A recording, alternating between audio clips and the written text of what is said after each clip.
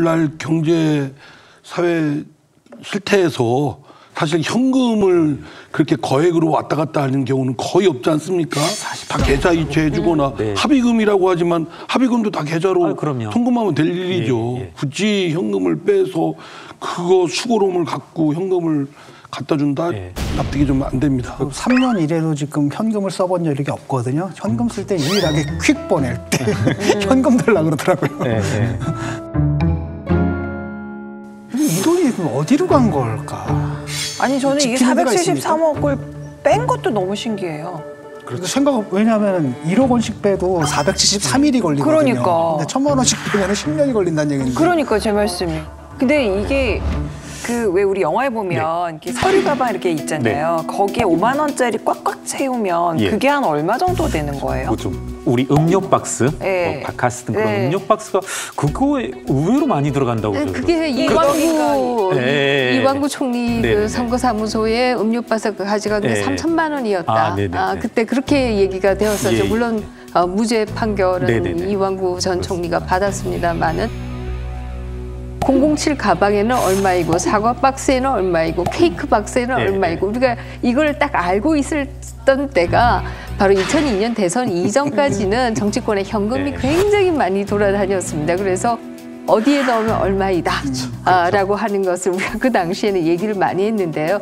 그 이후로는 사실 정치권에서 현금 얘기가 거의 사라졌어요. 네. 2002년에 소위 차떼기 이후로는 사라져서 우리가 이런 얘기들을 별로 안 했어요, 사실. 그런데 이제 이 얘기가 다시 태어놓은 것이다. 제가 이제 기자분들하고 아무래도 최근 많이 소통을 하는데 서로 다 말을 틀리게 하거든요. 그 김만배 씨가 용산서를 갖다 나온 이야기를 다 서로 다르게 해요. 근데 제가 봤을 때 확실한 건 지금 뭐냐면 80억 원을 설명을 못하고 있다. 설명할 자료 자체를 아예 안 가지고 왔다. 못 가지고 왔다. 이렇게 말을 한답니다. 80억. 430억 중에 80억 현금 인출분에 대해서는 아무런 소명 자료를 안 가지고 있다. 여하튼 80억이라 하더라도 말씀하셨지만 이 돈을 어떻게 쓰냐는 거죠. 그 2019년에서 2020년 사이에 이제 이 현금화가 이루어졌기 때문에 그래서 이 80억이라고 하는 것을 현금으로 과연 어디에 쓸 수 있느냐라고 해서 나오는 여러 가지 가설 가운데 하나가 또 마침 그때 선거가 있었기 때문에 그렇죠. 그리고 또 곽상도 의원의 정치자금 계좌를 봐도 3,500이 화천대유에서부터 나왔기 때문에 아마 이런 식으로 많이 정치자금 기부를 한 것이 아니냐 이런 추정은 나오고 있는데요. 그러나 뭐 지금은 확인되어 있는 부분은 아니다 이렇게 볼 수 있고요. 모 언론에서 이제 현금 사진을 확보했다, 녹취록도 확보했다, 정모 회계사가 그것을 검찰 수사 시에 제출했다 이런 보도도 나와서 김만배 화천대유 대주주와 유동규 전 성남도시개발공사 본부장과의 대화 내용이 담긴 녹취록을 검찰에 제출한 사람은 정모 회계사입니다. 정 씨는 천화동인 5호 소유자로 600억 원대의 배당금도 챙겼습니다. 정 회계사가 검찰에 제출한 10여 개의 녹취록엔 대장동 개발 이익금 4,040억 원을 어떻게 나눌지에 대한 내용도 들어있는 것으로 알려졌습니다. 근데 다만 이제 이렇게 읽어보게 되면 왜 80억 정도의 현금 인출이 있음에도 불구하고 지금 이제 정모 회계사가 제출한 것은 10억 원 안팎에 불과한 사진과 이렇게 녹취록인지 그건 좀 의문이고 이제야 또 검찰은 압수수색을 해서 왜 시일이 한참 지난 지금에서야 이렇게 이제 이런 것들이 밝혀지는지 좀 의문이긴 합니다. 저는 민주당도 이 부분에 있어서 이재명 후보를 비롯해서 좀 전격적으로 수용할 필요가 있다 이런 생각을 합니다. 사실 그럼에도 불구하고 이재명 지사는 그동안의 대장동 문제에 대해서 굉장히 모순적인 태도를 보여왔습니다. 대장동을 대표적인 그 케이스로 얘기를 해왔죠. 그래서 당군 이일에 최대의 이익이 남은 최대의 성공한 사업이 대장동 사업이다 이렇게 얘기를 해왔습니다만은 최근에 와서 하는 얘기는 곽상도 의원의 아들에 대해서 50억 문제나 아니면 또 윤석열 후보의 아버지의 집을 김만배 씨의 누나가 샀다라든지 이런 것을 들어서 이것이 국민의힘의 게이트다 이렇게 지금 주장을 했습니다만은 우리 국민의힘 죄송합니다. 도덕의 힘 이것도 아닙니다. 대장동 의혹을 국민의힘 게이트로 규정한 이재명 경기지사는 이준석 대표를 공고 파직하겠다고 했습니다. 국민을 속인 죄를 물어서 공고 파직하도록 하겠습니다. 김기현 원내대표 공고 파직에 더해서 남극 쪽에 있는 섬으로 위리양시하도록 하겠습니다. 이준석 대표는 추악한 가면을 찢어놓겠다고 맞섰죠. 왕놀이하고 있는 이재명 지사의 가면을 확 찢고 나니 변학도가 보입니다.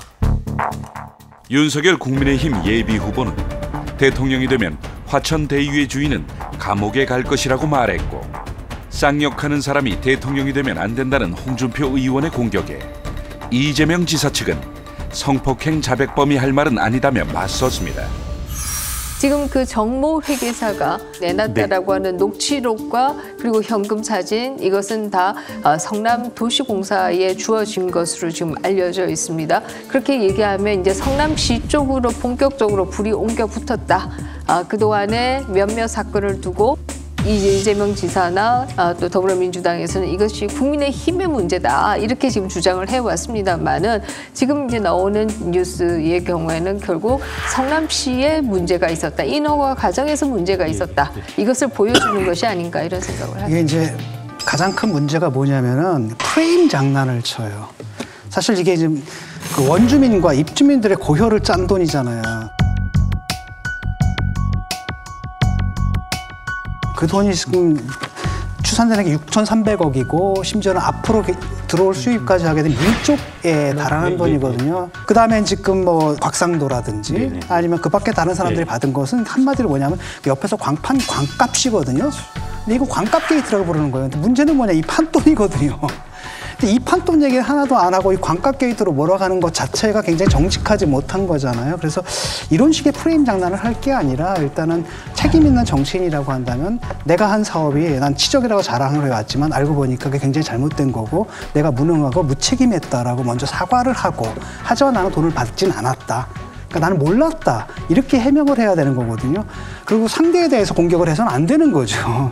일단 자기 문제에 대해서 먼저 해명을 해야 되는데 그 부분에 대한 해명은 지금 없고, 난 이건 치적이며 뭐 다시 태어나도 그 방식대로 할 것이며 뭐 이게 욕먹을 일이 아니라 상 받을 일이며, 그러니까 굉장히 혼란스러워요. 지금 뭐 하자는 얘기인지. 어쨌든 몇 천억의 사건 아닙니까? 그렇죠. 이것도 네. 도대체 근거 없이 아주 극소수의 그룹이 독점적으로 취한 사건이기 때문에 국민들로서는 도저히 이걸 용납할 수 있는 일이 아니라고 생각합니다. 그래서 명명백백하게 이거에 대해서 철저하게 파헤쳐서 더 이상 이런 일이 없도록 제도적 방비나 책임 추궁이 필요하다고 생각되고요.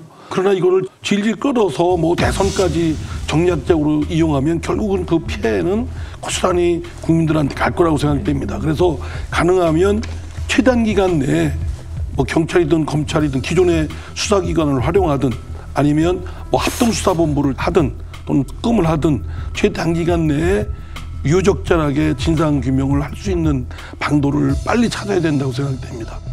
저도 전체적인 이 수익 규모가 얼마나 될지 추산해 보려고 했고, 최근에 이제 언론 보도에도 나오는데요. 현재까지 택지 조성 단계에서 6천억이 만들어졌고, 그중에 이제 4천억이 화천대유와 천화동 1호부터 7호까지 갔다는 거고요. 그리고 앞으로도 더 발생할 거고, 그러니까 택지 조성 단계에서 6천억 플러스 알파이고, 지금 A1부터 A12까지 12개 아파트 용지, 그리고 B1부터 B3까지 3개의 빌라 단지, 이렇게 해서. 그런데 A11, A12를 운영하는 화천대유에서만 2천억의 이익이 났어요. 이제 우리 좀 러프하게 계산해 본다라면 A1부터 A12까지 약 1조 2천 이익이 나고요. 이게 하나하나가 거의 맞아 떨어져 가거든요. 네. 그리고 또 B1, B2, B3라는 이 블럭을 제외한다 하더라도, 그렇게 되면 최소치로 따진다 하더라도 1.8조 8천억 원의 지금 이익 규모인 거고, 이게 애초에 원지주들에게 돌아가야 할 효익, 그리고 수분양자들에게 돌아가야 할 효익, 이런 것들이 다 줄어들고 갈취해내면서 일부 특정 개인에게 이제 몰아진 것이란 말입니다. 그러니까 불로소득을 환수하겠다, 때려잡겠다 그래서 그걸 불로소득으로 가서 다 환수해가지고 그걸 화천동에 사람들 다 되겠죠. 예, 그런 거죠. 네. 뭐 황당한 일이 벌어진 거죠. 네. 아니 그 원주민들도 이제 그 공사에서 하는 거니까 네. 보상금도 민영에서 하는 것보다 적게 받았다고 하더라고요. 이제 그렇게들 그 당시에 네. 그 평당 600만 원 정도가 네, 네. 평균이었다고 네. 하죠. 그런데 300만 원 네. 정도로 수용이 사실 되었다. 민영건설사가 하면은 네. 이게 좀 약간 이제 딜하고 막 서로 이제 밀고 당기게 하면서 그렇죠. 가격이 좀 올라가는데 네. 보상 금액이 공사가 하면 그냥 가야 되나 보다 하는 거니까. 그다음에 얘기 보니까 이 화천대유라든지 이런 사람들이 다음 사업 하려고 벌써 준비를 다 해놨더라고요. 그러니까 거기 뛰어들었으니까 어마어마한 일들이 벌어질 뻔한 거죠. 지금 이 방식대로 이제 위례에서 해보고 또 여기에서 이제 어떻게 보면 큰 대박을 치고 나서 경기도 곳곳에 또 지구에서 이와 비슷한 작업이 지금 진행 중인 거죠. 그런 것들이 이제 공분을 불러일으키는 것 같은데 이와 같이 화천대유의 주주로서 그리고 천화동인 1호부터 7호까지의 주주들이 지금 다 전국 곳곳의 요지에 건물들을 사서 아니 강남 이게 빌딩 주인의 꿈을 그러니까 이게 정말 치적 사업이고 굉장히 잘 된 사업이면은 SH공사나 LH공사 뭐 하나 잡아가지고 그렇게 다 다른 데서 다 그렇게 하면 되는 거잖아요. 그렇죠. 아 맞습니다. 예, 예. 네. 근데 이제 이재명 지사가 그렇게 맨날 그 하면. 얘기하는 게 LH가 땅 장사했다, 땅 장사했다 그러는데 그 사람들은 땅 장사해서 번 돈을 갖다가 임대주택 짓는데 쓴다든지 그렇죠. 공익으로 환수하는 거거든요. 이제 국민연금에 대해서 뭐 봉이 김선달이라든지 그 국민연금 그 돈은 결국 우리 노후를 위해서 쓰는 건데 그렇게 비난했던 분들이 결국 이렇게 큰 돈을 갖다가 정체도 불명한 사람들한테 몽땅 다 안겨주고 그게 단군 이래 최대의 치적이다 이렇게 얘기한 사건이에요 이게. 황당한 거죠. 사실